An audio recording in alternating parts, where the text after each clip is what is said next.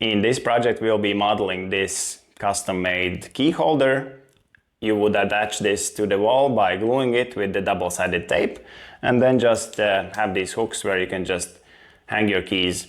And these type of objects are quite big on Etsy. You can sell these, and you can offer to design like custom letters or some logos, etc. So these are quite popular actually. And you will learn how to copy objects. So these hooks here, we will just make one and then copy to each of the letters here. So yeah, enjoy and let's start modeling. The first thing we need to do is create a sketch. So create sketch, and this time I'll pick the bottom plane, and let's choose the text tool. Under create, text, the first point goes somewhere here, the second point here. It's not that important, just somewhere around the origin point. Sample text, in the text box I'll just type in home. I have the font set as Arial black and typeface is bold. The height I have written 40 millimeters for the letter height. As default it's set to like 10 millimeters or something. So make sure to increase this to fit your needs. And the alignment I have set it to center and middle. Okay, finish sketch. Let's use the extrude tool, select the text and extrude upwards and type in a value of 2 millimeters as the distance. Operation set a new body, click OK. To print this as a single object, we need to combine the letters. And we can do that by creating another sketch. Create sketch and also pick the bottom plane. Now select the rectangle, create rectangle, 2-point rectangle. The first point goes on the H letter and the second point goes somewhere on the E letter. Escape.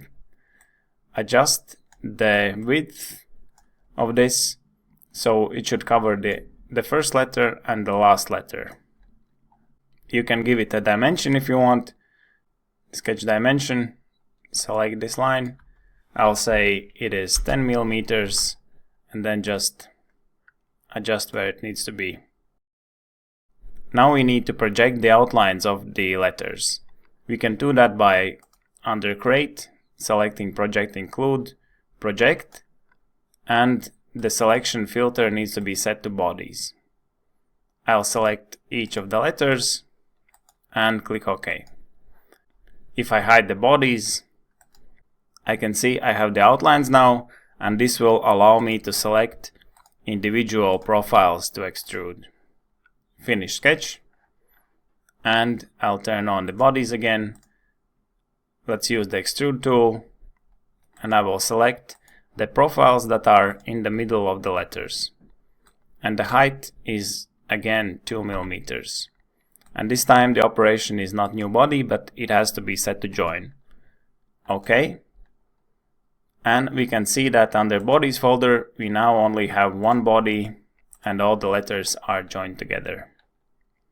Now let's create the first hook. I will create a new sketch on the first letter here. Click this plane and I'll draw a rectangle again, 2-point rectangle, and somewhere here.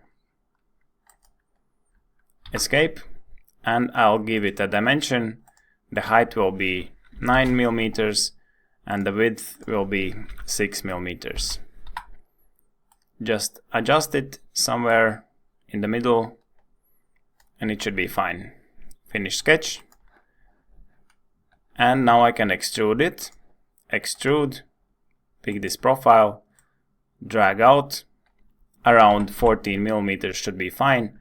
And make sure the operation is not join but new body. We need this as a separate body. Click OK. Now you can see we have the second body here, and let's turn off the text. We need to create another sketch on the side here, So create sketch, select this side. I will turn it horizontally, zoom in a little bit and create a line. So create line. The first point goes somewhere here, second point here, and the third point up here. Escape. Now let's add dimensions. I'll select sketch dimension, and from this line to this line it will be 2.5 millimeters. From this point to this point it will be 2.5, and here I'll select this line, and it will give me an option to put an angle there of 50 degrees. Enter and finish sketch. I will extrude this profile, extrude, and I'll make a cut all the way through. Okay. Now let's add some fillets. Under modify, fillet, select these corners and this one. And the value will be 2 millimeters. Okay? Let's make the text visible. Now I will show you how to copy this hook. So under modify we have this tool called move copy, and it's also up here. So click it, and then it wants to snap to some object point, and you can just select the midpoint here. We can see these manipulator arrows, and if we check this tick box, create copy, and if we now move the object by pulling the arrow, you can see it will create a copy. And we can also turn this, twist this, however we like. So this is one way to do it. Click cancel. I will show you another way. We can use the pattern tool. Under create, pattern, rectangular pattern. Select the body is this hook. Now we have to select axis, and this means the direction in which way to copy the object. So click this and select one of the horizontal lines on the letters. Or alternatively, you can select also the origin axis here. This time I'll select this one, this line, and now you can see these two arrows. I will grab the arrow and just move to the right.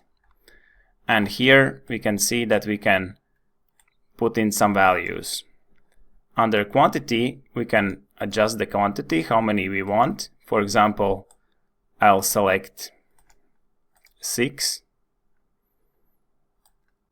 And here we can set the distance, also by dragging the arrow.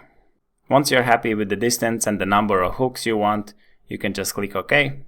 Now we can use the Move Copy tool to adjust the positions of each individual hook. Select Move Copy, select the object, and just drag it into position.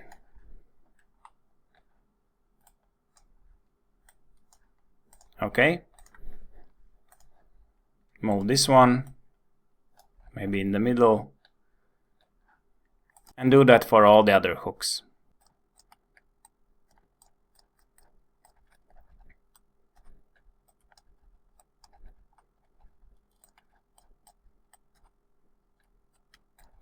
Once you're happy with the hook placement, we need to combine this all into a single object. And we can do that by using the Combine tool under Modify, Combine.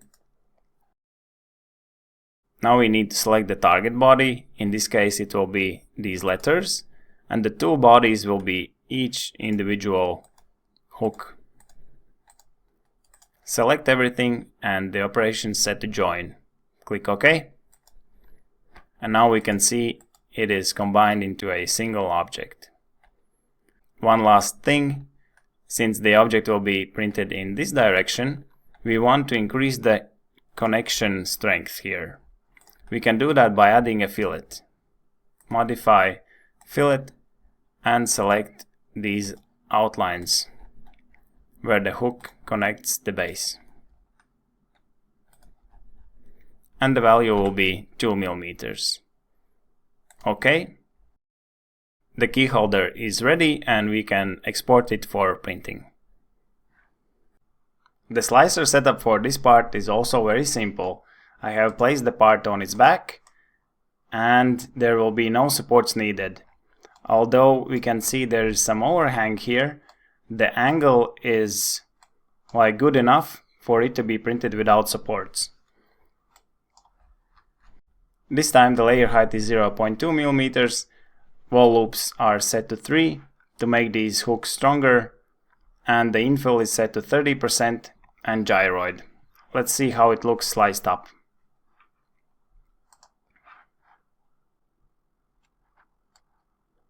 We can see the infill will be in the middle here, at the base of the hooks, and also in the tip there. The print time will be 34 minutes and only 15 grams of material.